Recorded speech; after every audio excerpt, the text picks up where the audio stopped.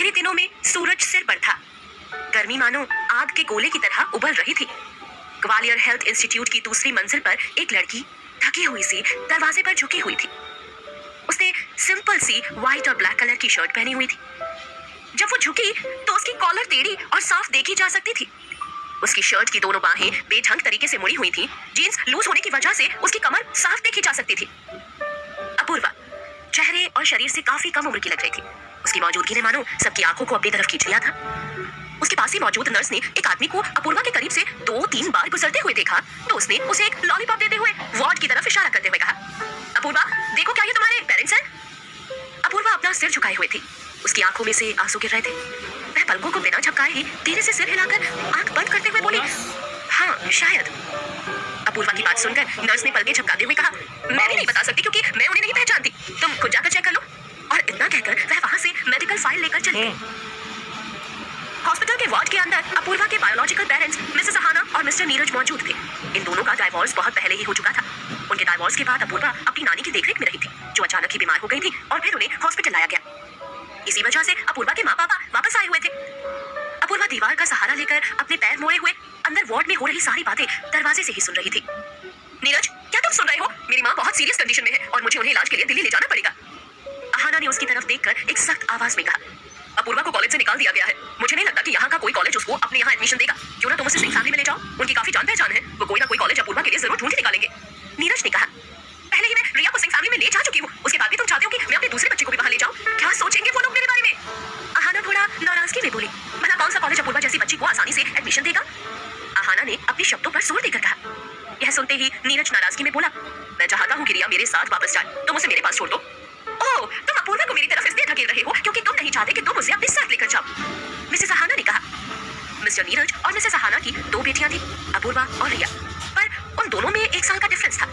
दोनों कुछ ही सालों से अलग थी, पर मानो उनके बीच का फासला कई कोसों का था। डाइवोर्स के समय उनके माता पिता ने रिया की कस्टडी के लिए काफी लड़ाई की थी, लेकिन फिर बाद में रिया ने अपनी माँ के साथ जाने का डिसीजन लिया और केस बंद हो गया। अपने डाइवोर्स और रिया की कस्टडी के बाद उन दोनों में से कोई भी अपूर्वा को अपने साथ ले जाना नहीं चाहता था। उस समय अपूर्वा की नानी सुमन ने उसे पाला। वह पिछले 12 साल से अपूर्वा को अकेले पाल रही थी। वार्ड के अंदर अहाना ने नीरज के चेहरे की तरफ घूरकर अपना गुस्सा जाहिर किया। आखिरकार रिया के कंपैरिजन में कौन उस लड़की को अपने साथ ले जाना चाहेगा जो सिर्फ लड़की है, और अब अहाना को उसे एक अच्छे परिवार में ले जाना होगा। मिस्टर नीरज की परवरिश उनके छोटे से टाउन में हुई थी। वह काफी गरीब हालत से गुजरा हुआ था। वो कंस्ट्रक्टिंग डिपार्टमेंट में लेबर का काम करता था और शादी के कुछ साल बाद नीरज अहाना का खर्च नहीं उठा पाया और उन दोनों का तलाक हो गया। उनके तलाक के बाद अहाना अपनी बेटी रिया के साथ दिल्ली शिफ्ट हो गई।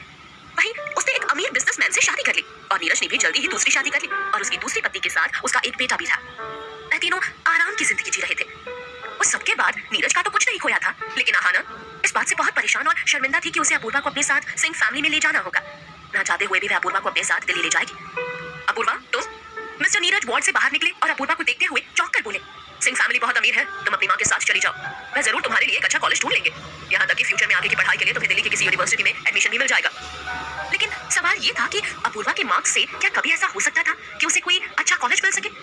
हालांकि नीरज ने ये सब सिर्फ अपूर्वा का मन रखने के लिए बोला था, क्योंकि अब नीरज का एक बेटा भी था कि कोई छोटी मोटी जिम्मेदारी नहीं थी। अभी उन्हें शहर में मकान खरीदना था और अपना फ्यूचर भी प्लान करना था। नीरज की दूसरी वाइफ ने अपूर्वा को वापस लाने के लिए मना किया था। अपूर्वा आगे की ओर झुकी। अस्पताल के कॉरिडोर में कोई एसी नहीं था, बाहर से कोई हवा भी नहीं आ रही थी। अपूर्वा ने अपना सिर नीचे किया और अपनी उंगलियों को कॉलर पर लगे दूसरे सफेद बटन में लपेट लिया। उसकी उंगलियां काफी सिकुड़ी हुई थी, मानो ठंड से जम गई हो। नीरज को इग्नोर करते हुए उसने अपनी शर्ट का बटन खोला और शांत आंखों से खिड़की से बाहर की तरफ देखने लगी। खिड़की से कुछ मीटर की दूरी पर एक ऑफिस था। ऑफिस के ठीक सामने एक जवान लड़का सफेद कोट पहने चेयर पर बैठा हुआ था। उसका चेहरा काफी साफ था और देखने में भी वह काफी हैंडसम और अट्रैक्टिव था। वह सिटी हॉस्पिटल का नया डायरेक्टर देवांश था। हॉस्पिटल के अंदर एक सोफा डला हुआ था जो हॉस्पिटल से कोई मेल नहीं खा रहा था। वह लड़का सोफे पर बैठकर अपनी उंगलियों के बीच में फंसाए सिगरेट को पी रहा था। उसकी मुड़ी हुई बाहों से हल्का सा धुआं निकल रहा था। उसकी आंखें आधे मिनट के लिए मानो थम से गई थी। देवांश लगातार सामने बैठे लड़के की ओर घूरे जा रहा था। क्या देख रहे हो? देवांश ने उस लड़के जिसने ब्लैक कलर की शर्ट पहनी हुई थी उससे पूछा और मुस्कुराकर उसके बगल में सोफे पर बैठ गया। उस लड़के ने धीरे से कहा, उसकी पतली कमर। उस लड़के का नाम अमन था। अमन ने अपना सिर साइड में किया। उसकी नाक काफी लंबी थी और उसके चेहरे का रंग काफी साफ था। अमन की आवाज काफी धीमी और कड़क थी। ऐसा लग रहा था मानो वह अभी नींद से जागा हो, पर उसकी आवाज बिल्कुल साफ थी। देवांश मेडिकल फाइल के पन्नों को कुछ ऐसे पलट रहा था मानो जैसे उसे कुछ समझ ही नहीं आ रहा हो। उसने अपनी बड़ी बड़ी आंखों को ऊपर किया और कुछ सोचते हुए बोला, ये समझना मुश्किल नहीं है कि इस शहर के सारे आदमी और औरत किसी तीसरे इंसान के लिए क्यों तैयार रहते हैं।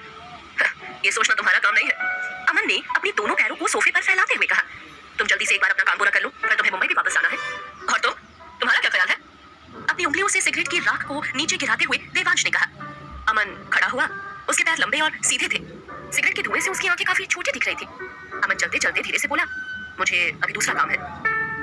मिसेस आहाना की कार BMW, जिस पर दिल्ली की नंबर प्लेट थी, हॉस्पिटल के नीचे खड़ी थी। डॉक्टर की सलाह के बाद मिसेस आहाना अपूर्वा और उसकी नानी सुमन को सीधे दिल्ली लेकर जा रही थी। सिंह फैमिली के वहाँ बहुत रूल्स है। अपनी गंदी आदतों को वहाँ मत दिखाना। तुम मुझे सुन रही हो ना अपूर्वा? आहाना ने अपना सिर घुमाया और अपनी बेटी अपूर्वा की तरफ देखते हुए कहा।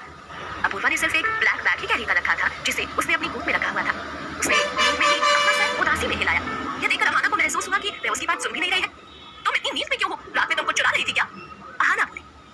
आहाना पिछले 12 सालों से सिंह फैमिली में काफी समझदारी और होशियारी से रह रही थी। उसे किसी चीज से नफरत थी तो सिर्फ नीरज और उसकी आदतों से, और उन्हीं आदतों की झलक उसे अपूर्वा में भी दिख रही थी। अपूर्वा अपने पॉकेट से हेडफोन्स निकालते हुए बोली, मैं कल रात में इंटरनेट कैफे पर गेम खेल रही थी। जैसे ही अपूर्वा ने ये बात कही, उसके हेडफोन्स उसके गले और कॉलर के बीच आकर अटक गए। अब आगे से तुम्हें इंटरनेट कैफे जाना अलाउड नहीं होगा। आहाना ने अपूर्वा की तरफ देखकर कहा। तभी अपूर्वा कुछ चिढ़ते हुए बोली, इतनी भी पाबंदी मत लगाइए मुझ पर। रिया के साथ तो ऐसा कुछ भी नहीं है। सिंह फैमिली तुम्हारी नानी के घर से बहुत अलग है, और ये मत भूलो कि तुम्हारी बातें और तुम्हारी आदतें तुम्हारी छोटी बहन को भी बदल देंगे। अगर तुम्हें अपनी परवाह नहीं है तो कम से कम रिया की परवाह ही कर लो, अपूर्वा ने कहा। सिंह फैमिली में अपूर्वा का कनेक्शन बनाने और उसे फाइनल ईयर में एडमिशन दिलाने की बात सोच-सोचकर अपूर्वा की मम्मी यानी मिसेस आहाना परेशान हो रही थी। अपूर्वा की कंडीशन देखकर वो ये सोचकर बहुत परेशान हो रही थी कि शायद ही उसे पूरी दिल्ली में ढूंढने के बाद ही कहीं उसे किसी कॉलेज में एडमिशन मिले। आहाना की सुंदरता की वजह से ही दिल्ली के अमीर बिजनेसमैन ने उससे शादी की थी, जो अपनी पत्नी को खो चुका था। दूसरी तरफ आहाना की बेटी रिया बचपन से ही सुंदर और पढ़ाई में होशियार थी। पढ़ाई के साथ साथ बहुत सारी चीजों में भी टैलेंटेड थी। उसकी पढ़ाई या किसी भी और वजह से कभी भी सिंह फैमिली को कोई परेशानी नहीं हुई। उनको इस बात से कोई फर्क नहीं पड़ता कि रिया कहाँ रहती है। वह कहीं भी रहे हमेशा होशियार और टैलेंटेड ही रहेगी। सिंह फैमिली रिया से काफी खुश थी और आहाना अपनी बेटी रिया को सिंह फैमिली में लाकर काफी सेटिस्फाई थी। पर अपूर्वा को सिंह फैमिली में ले जाने के ख्याल से ही उसे बहुत घबराहट हो रही थी। शाम के 4 बजे वो काली BMW दिल्ली में बने सिंह फैमिली के बंगलों के सामने आकर रुकती है। मैडम, अधेड़ उम्र की औरत जिसने नीली शर्ट पहनी हुई थी दरवाजा खोलते हुए बोली, और इतना बोलते ही आहाना के पीछे अपूर्वा और उसकी नानी सुमन को देखकर वह सरप्राइज हो गई। आहाना थोड़ी उदास थी। उसने कहा, मीना आंटी, आप अपूर्वा और उसकी नानी को अंदर लेकर जाइए। रिया की क्लास जल्दी ही खत्म होने वाली है। मैं रिया को स्कूल से लेकर आती हूँ। वैसे तो हमेशा सिंह फैमिली के ड्राइवर रिया को स्कूल से लेने जाते थे, पर आज आहाना पर्सनली उसे लेने जा रही थी क्योंकि वह अपूर्वा को ज्यादा फेस करना नहीं चाहती थी, इसलिए वह बाहर जा रही थी। मीना आंटी ने पहले आहाना को देखा और फिर दाएं ओर मुड़कर अपूर्वा और उसकी नानी को। मीना आंटी ने अपूर्वा और उसकी नानी को अंदर बुलाने से पहले एक नजर उन्हें ऊपर से लेकर नीचे तक देखा और फिर उसने कहा, अंदर आ जाइए। उसने मुड़ते ही अपने होठों को धीरे से चिड़चिड़ाहट भरे अंदाज में तिरछा किया, जिससे अपूर्वा और उसकी नानी ना देख पाए। सुमन और अपूर्वा दोनों अंदर आ गए। इतने आलीशान बंगले को देखकर उन दोनों की आंखें फटी की फटी रह गई और हैरानी में उनकी उंगलियां कपड़ों के कोनों में उलझती जा रही थी। चलते चलते वह हॉल में पहुंची। मीना ने हॉल में ही अपने स्लीपर उतार दिए, पर सुमन जूते पहनकर ही अंदर चली गई। सुमन जब अंदर तक जूते पहनकर गई तो मीना उन्हें हैरानी से देखने लगी। कहने के लिए तो वो भी शहर से थी, पर उन्हें भी साफ सफाई काफी पसंद थी। उनके कपड़े और स्लीपर हमेशा साफ रहते थे। अपूर्वा की नानी सुमन ने मीना को उससे घूरते हुए देख लिया था, लेकिन अपूर्वा उनके बगल में थी और वो बिना कुछ कहे ही आगे बढ़ गई। वह चाहती थी कि बाहर जाकर अपने शूज उतारे, लेकिन तब तक मीना भी अंदर स्लीपर पहने हुए ही आ गई। वैसे तो सिंह फैमिली में काफी गेस्ट रूम थे। मीना आहाना के बारे में बिना कुछ बताए ही उन दोनों को तीसरी मंजिल के कमरे में ले जाने लगी। वहीं दूसरी मंजिल के कोने में एक कमरा था जिसमें काफी महंगा वायलिन रखा हुआ था। वायलिन देखकर अपूर्वा अंदर जाने लगी। जैसे ही अपूर्वा अंदर की तरफ मुड़ी कि तभी मीना ने चिल्लाते हुए कहा कि वह किसी और का कमरा है, तुम वहां नहीं जा सकती। मीना की बात सुनकर अपूर्वा ने गुस्से से अपनी भौएं ऊपर की और उनके पीछे चलने लगी। मीना की बात सुनते ही अपूर्वा समझ गई थी कि रिया घर में सबकी लाडली है, ये जरूर उसी का कमरा होगा। 3rd फ्लोर के कमरे का रंग बहुत डल था। देखो ये बाथरूम है, और तुम्हें पता है ना कि वाटर हीटर का यूज कैसे करते हैं। मीना ने बाथरूम का दरवाजा खोलते हुए कहा। वो अपूर्वा और सुमन दोनों को गंवार समझ रही थी।